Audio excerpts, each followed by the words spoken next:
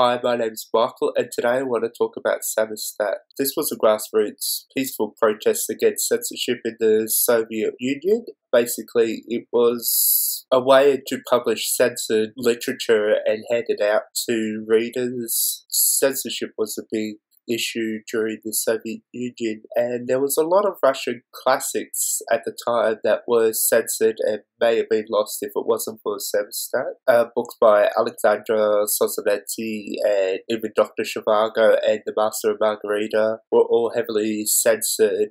And if it wasn't for Samizdat, these books would be still censored and we may never be able to enjoy the political or religious themes that were censored out of these books. The term Samizdat is derived of two Russian words. I haven't learnt Russian yet, but I'm hoping to do it in the future. But I believe the word Sam means self and Izdat means publishing house. So basically this is the term used for self-publishing, and that is how you can blame the Russians for 50 Shades of Grey.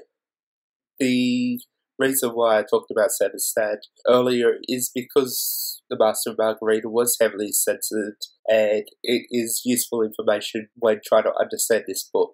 The Master and Margarita was actually written between 1928 and 1940, but it wasn't published till 1967, which was long after Bulgakov's death. Which is interesting. Most of Bulgakov's bibliography was published after his death, and The Master and Margarita has often been celebrated as one of the best examples of Soviet satire. It often makes those lists where they talk about the greatest novels of all time. The Master and Margarita is told in three different parts, and we have to understand during writing this book, Russia was an atheist state, and in the era of Stalinism, any form of religious expression was suppressed by the government. So this makes for a very interesting book because it does heavily rely on religious themes and also deals a lot with censorship. The Master and Margarita is divided into three different parts. There's the first part, which is talking about Berlioz and Chesnodny, which roughly translates to homeless,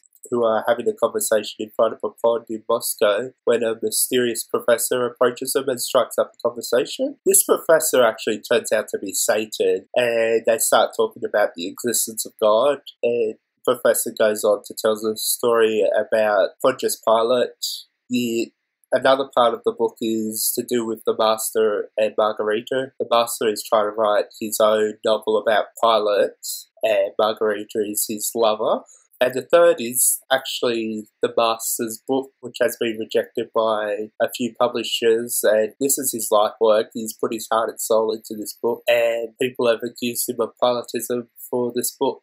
Pilatism is an interesting concept that is dealt with within this book. It's basically looking at religion through the eyes of Pontius Pilate, and it's an interesting way to look at the final days of Jesus before he was crucified on the cross. Obviously, Bulgakov is using the Hebrew names, and I'm not even going to try and pronounce them. I struggle enough trying to pronounce Russian names, let alone trying to pronounce the Hebrew. But Bulgakov uses Pilate as a symbol of humanity's evil and a way to look at religion within society. If we look at Pontius Pilate, he's often referred to as a symbol of evil within Christianity. But if we look closely, it was due to pressure from the high priest and the people that he censored Jesus to death. And I get the impression that Mikhail Bulgakov is trying to compare Pilatism with the Soviet government and the way the government pressures society to be an atheist state to reject Jesus and basically kill off Jesus. But there's so many different ways to look at the Master and Margarita. But for me, this time, I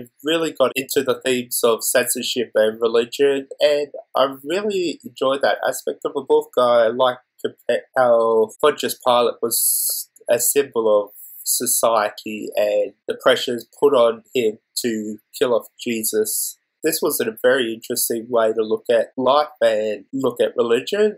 The Master and Margarita was part of my reread project for the year, and also a buddy read.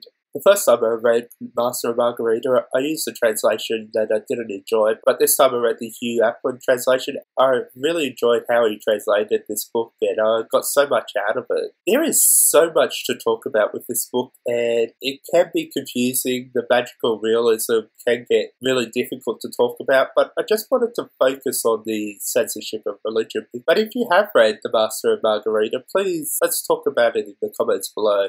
So that's it for me. It's a bit of a all over the place review, but if you want to talk to me further, feel free to do so in the comments. Otherwise, you can find me on Twitter or Goodreads mainly, but all my links to social media are in the comments below.